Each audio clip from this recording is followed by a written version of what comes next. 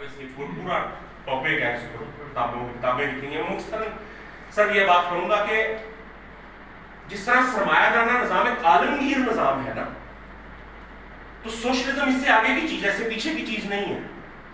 तो अगर सरमायादारी आलमी सतह पे कायम रह सकती है और आलमगीर निज़ाम के तौर पर चल सकती है, तो सोशलिज्म तो इससे भी एडवांस निज़ाम है।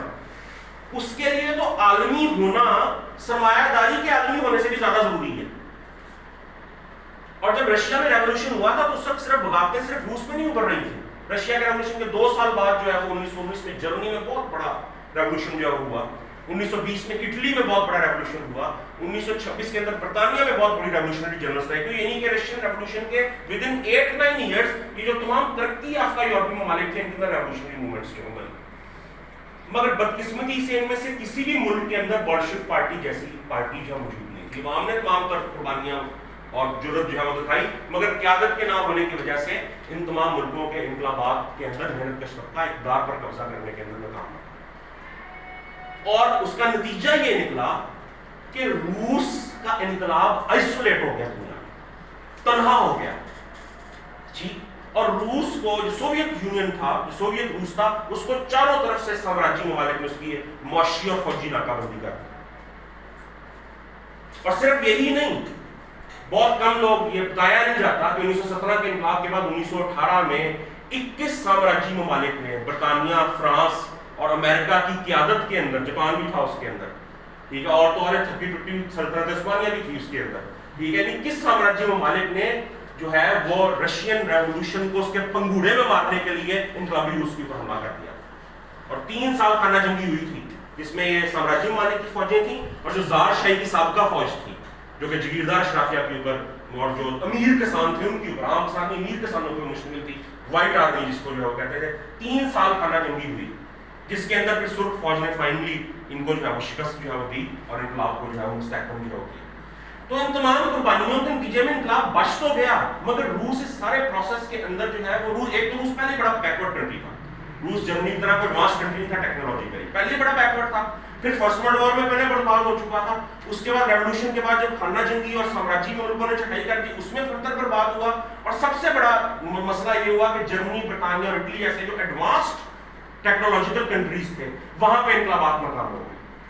यूं रूस का इनकलाब एक पसमानदा मुल्क के अंदर आलमी तन्हाई की कैफियत में आइसोलेट हो गया है।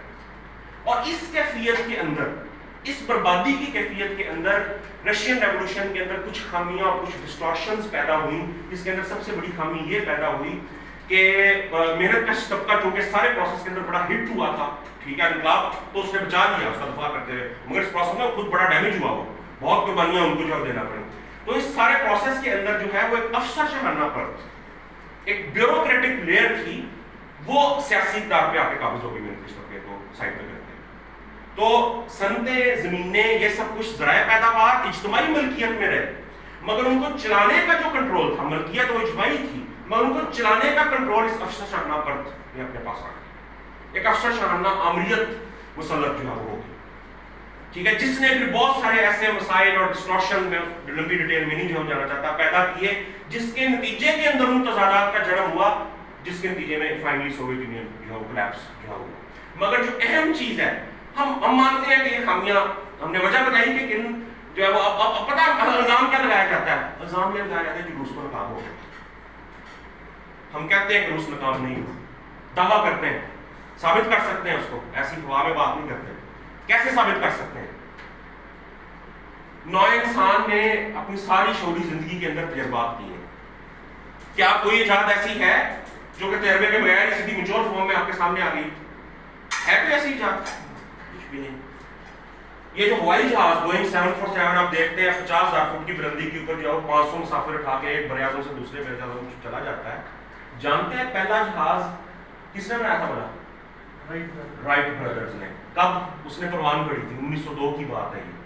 केटी हाक अमेरिका का साहिल था, और जहाँ पे राइट ब्रदर्स ने अपना पहला जो तजर्बाती जहाज था उसको जो उड़ाने की कोशिश की थी ना, तो वो आधा मील उड़ा था जमीन से कोई 10 मीटर ऊपर, और हवा के अंदर थरथराता हुआ, और आधा मील उड़ने के बाद ठप वापस जमीन पे बैठ गया। یہ پہلی مکینیکل کنٹرولڈ فلائٹ تھی نوع انسان کی. بوئنگ آج کے بوئنگ 747 کا پہلا تجربہ یہ تھا. پہلا تجربہ تو پھر ایسا ہی ہوتا ہے نا. پہلے جو میزائل اور جو راکٹس خلا میں جانے والے بنائے گئے تھے 10 میں سے 9 راکٹ لانچ پیڈ پہ پھٹ جاتے تھے اور سارے جو سائنسدان ہوتے تھے ان کو بھی اپنے ساتھ لے ڈوبتے تھے.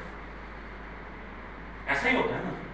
تو سوشلزم کا بھی تو پہلا تجربہ تھا نا سوویت یونین. پوری انسانی تاریخ میں پہلی دفعہ عام لوگوں نے ایک تجربہ کیا, کوشش کی کہ ہم سرمایہ داروں, جگیرداروں, جرنیلوں, بنکاروں, پادریوں کے بغیر ایک غیر طبقاتی معاشرہ بنا کر دکھائیں گے. اور وہ پہلا تجربہ اتنا کامیاب ہوا کہ 20 سال میں سوویت یونین دنیا کی دوسری بڑی فوجی اور صنعتی سپر پاور بن گیا. تو پھر کیسے کہہ سکتا ہے کوئی تجربہ نہ ہو؟ پہلا تجربہ کوئی کسی اور ایجاد کا پہلا تجربہ اتنا ہوا ہے کامیاب. اور دوسری چیز, معصوم سے لوگ ہیں وہ بیچارے ایک لیبارٹری میں تجربہ کر رہے ہیں. آپ گنڈے بنائیں, ان کی لیبارٹری کا دروازہ توڑیں, سارے اپریٹس کو توڑیں, ان کے ساتھ مار پیٹ کریں, ان کے آدھے سائنسدان جو قتل جو وہ کر دیں, ان کی بجلی کاٹ دیں, لیبارٹری کو چاروں طرف سے گھیرا ڈال دیں کہ اس میں پانی نہیں جانے دینا, اس میں گیس نہیں جانے دینی, اس میں بجلی نہیں جو ہے وہ جانے دینا.